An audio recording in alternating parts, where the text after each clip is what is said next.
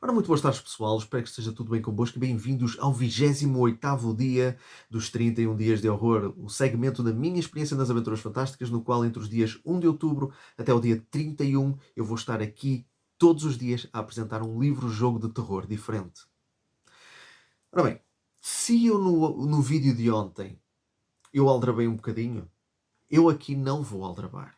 Embora eu também esteja aqui a apresentar um livro que também é uma antologia de vários livros-jogos mais pequenos, eu aqui só me vou concentrar apenas num.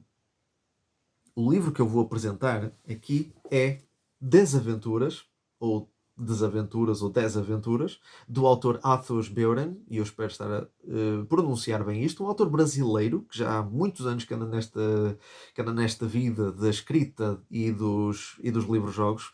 É um grande entusiasta, já escreveu muitos livros, alguns deles eu tenho aqui comigo, já enviados mesmo pelo próprio autor, e este é um deles.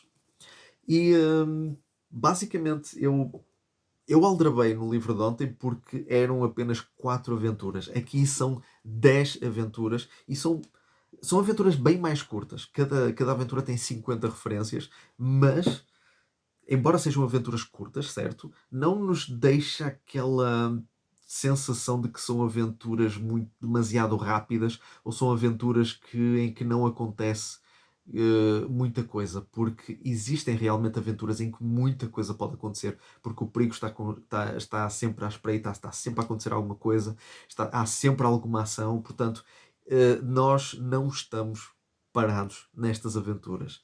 E hoje, a aventura que eu vou apresentar, e cá está, vou só apresentar uma das aventuras, porque são 10 e eu não vou estar aqui a falar das 10. Eu vou apresentar aquela que eu acho que é a mais aterrorizante. Embora algumas sejam mais de aventura, outras são mais de terror, temos aqui uma ou outra de ficção científica. Eu vou pegar aqui nesta que é um terror mais contemporâneo e pronto. O tema não é novo, portanto é um tema de zombies, obviamente, e que se chama A Tempestade dos Mortos. A Tempestade dos Mortos tem 50 referências, lá está, e basicamente é uma aventura em que nós estamos numa cidade chamada Newcastle, a bordo de uma balsa, não é? De um barco que está a fazer uma travessia até Newcastle, durante uma tempestade de verão, e de repente nós vemos um avião explodir e os destroços caem em cima da balsa, e nesses destroços aparecem as pessoas que estavam lá no avião, supostamente mortas, mas que de repente se levantam e tornam-se zombies devoradores de pessoas. E aí começa a nossa luta pela sobrevivência. E aí nós começamos e enfrentamos os zombies, tentamos sobreviver. E algo que eu acho muito interessante, mesmo numa aventura muito curta como esta, é que nós podemos ter sobreviventes connosco. Quando nós estamos nesta primeira parte, na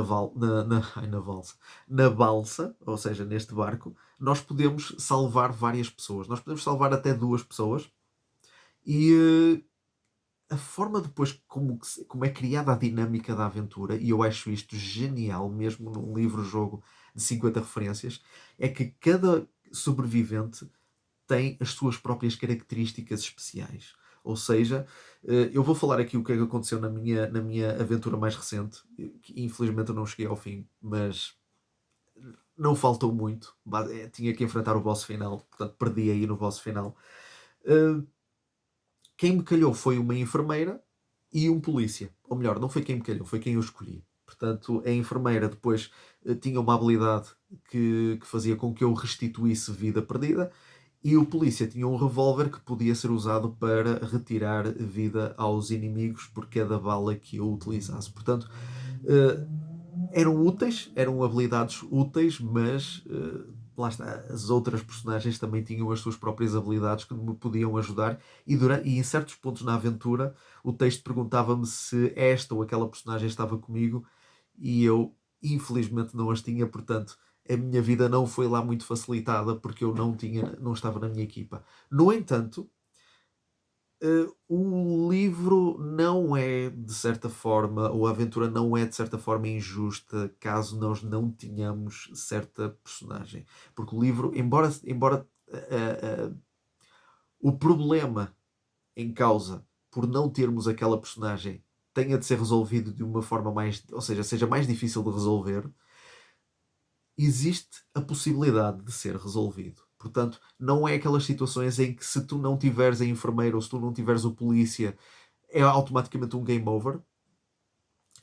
Torna-se a situação um bocadinho mais difícil. E a situação torna-se ainda mais difícil se nós não tivermos sobreviventes, porque pode haver, não há muitas situações assim, mas pode haver situações em que os sobreviventes morram. E aí, se nós não tivermos, a nossa situação depois mais tarde vai ser muito mais complicada. Vocês estão a reparar que eu estou a falar mais sobre a mecânica do jogo em si do que propriamente, ou melhor, da própria história do livro do que da mecânica, mas eu já vou falar disso. Isto é porque a própria história em si eu quero destacar que, embora esta aventura só tenha 50 referências, existe uma enorme variedade existe muita, ou melhor, existem muitas possibilidades de nós podermos fazer esta aventura. Existem vários caminhos que nós podemos percorrer, vários personagens que nós podemos conhecer e muitas variedades de resolução de diversos problemas, e eu acho isso muito bom. Eu penso que esta é das aventuras mais completas e mais elaboradas que o Atos escreveu neste livro, e eu gosto imenso desta, e foi também uma das razões pelas quais eu escolhi este livro. Antes de eu continuar aqui com a história em si, eu vou falar aqui um bocadinho acerca das regras. O Atos estabeleceu aqui umas regras que são muito são idênticas ao longo dos seus livros e têm as suas inspirações em Fighting Fantasy, óbvio. Já o livro anterior tinha, e outros livros que eu apresentei aqui neste canal também têm essa inspiração. Portanto, Fighting Fantasy é uma inspiração para muita gente, e ainda bem. No entanto, tem também as suas variantes, e o Atos é bastante criativo também na forma como apresenta as suas regras, e lá está, as regras não são de todo complexas e podem, da mesma forma como no livro anterior, ser entre o básico e o intermédio. Portanto, na nossa folha de aventuras, que nós até podemos, eu até posso mostrar aqui, também está uma folha de aventuras muito bem feita, muito bem aqui elaborada. Nós temos, a nossa personagem tem a destreza, vida e convicção. A convicção é basicamente a nossa força de vontade, a nossa capacidade de superar certas provações. E o que nós fazemos aqui é, nós não utilizamos os dados para estabelecer essas pontuações. O que acontece é que nós temos 10 créditos, ou seja, 10 pontos, que nós podemos usar não para distribuir entre as pontuações, mas nós podemos descontar uma certa quantidade de créditos para poder aumentar cada uma destas pontuações em um ponto.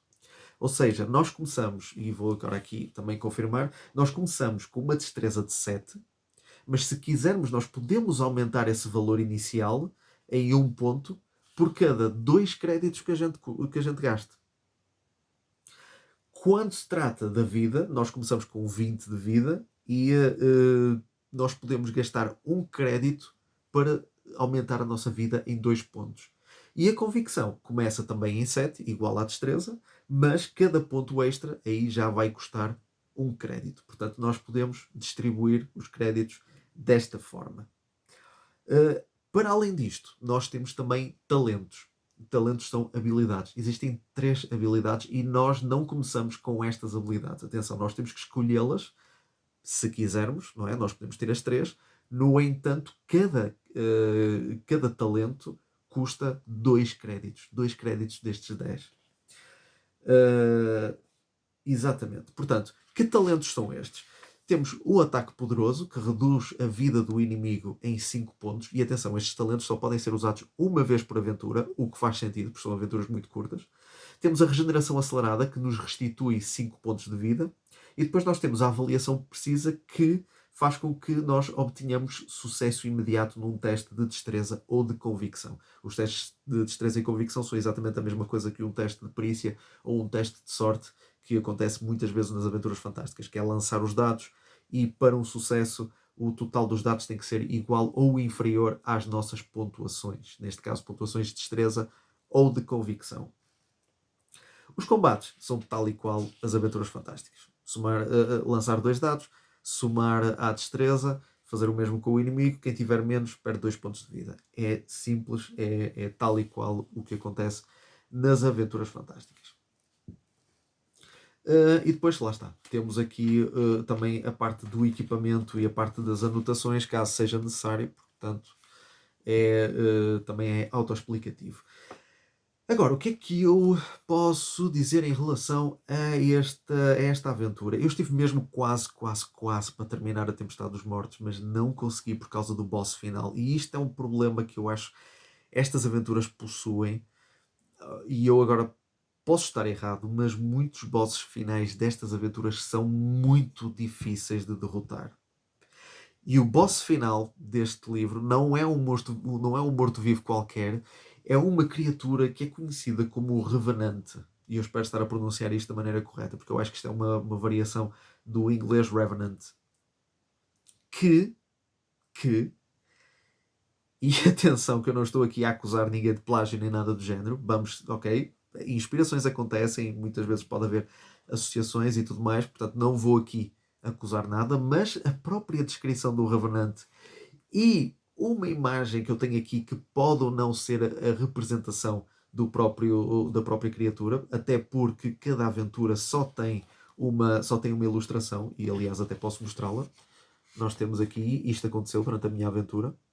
Cada aventura só tem só tem uma ilustração, mas depois existem aqueles desenhos normalmente que separam as referências, algumas referências e ajudam também na própria e ajudam também na edição do texto.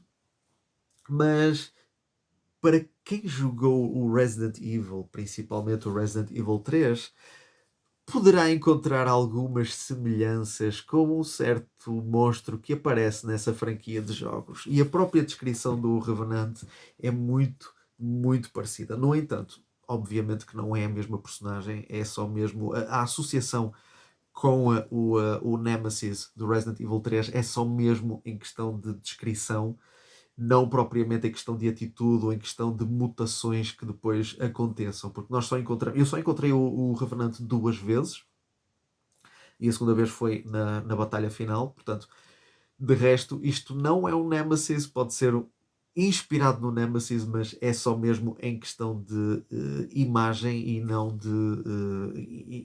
do que quer que seja que esteja também associado ao Nemesis do Resident Evil, ok? Só mesmo em questão de imagem. E basicamente é isto. A aventura é muito curta, mas como eu disse anteriormente, há muitas formas de conseguirmos passá-la e tudo muito depende dos sobreviventes que nós adquirimos, dos caminhos que nós fazemos. Portanto, 50 referências, parecendo que não, também podem trazer uma aventura muito recheada e uma aventura muito completa. Portanto, não só pela Tempestade dos Mortos, mas por qualquer outra aventura que esteja aqui escrita, eu recomendo vivamente o 10 Aventuras, principalmente, mesmo para pessoas que estão a começar. Eu acho que as regras são fáceis de perceber, as aventuras são muito simples, são muito rápidas, é uma forma também das pessoas que não conhecem este género literário de se ambientarem e de conhecerem também e de verem qual é o estilo ou qual é o setting que mais encaixa com elas. Portanto, eu acho que 10 Aventuras é um ótimo projeto do Atos e se gostarem da escrita, porque eu gosto bastante, eu recomendo outros livros do autor porque ele demonstra uma grande paixão e uma grande criatividade na elaboração dos seus livros-jogos. Portanto, sigam o Atos porque vale bem a pena. E pronto, este foi o 28º dia dos 31 dias de horror. Estamos quase a terminar. E eu espero que tenham gostado. Eu agradeço imenso todo o apoio e todas as visualizações. Este canal tem crescido. Não crescido muito, não exponencialmente, porque ainda estamos no reinício deste conteúdo. Mas ao longo destas últimas semanas eu vi um crescimento nas visualizações, eu vi pessoal a comentar, vi thumbs up nos vídeos, portanto eu gosto imenso desta interação e é o que me dá forças mesmo para continuar. Portanto, muito obrigado E eu espero mesmo que o meu público aumente e que haja mais conhecimento em relação a este género literário que precisa mesmo de ser notado. E este foi então mais um vídeo, o 28º vídeo dos 31 dias de horror. Espero que tenham gostado. Se gostaram, cliquem em gosto. Se não gostaram, cliquem no gosto. Usem a caixa dos comentários para dar sugestões, opiniões, aquilo que bem entenderem. Subscrevam no canal, cliquem no sininho para continuar a receber notificações acerca dos meus vídeos e eu espero contar com a vossa presença no vídeo da manhã. Até à próxima.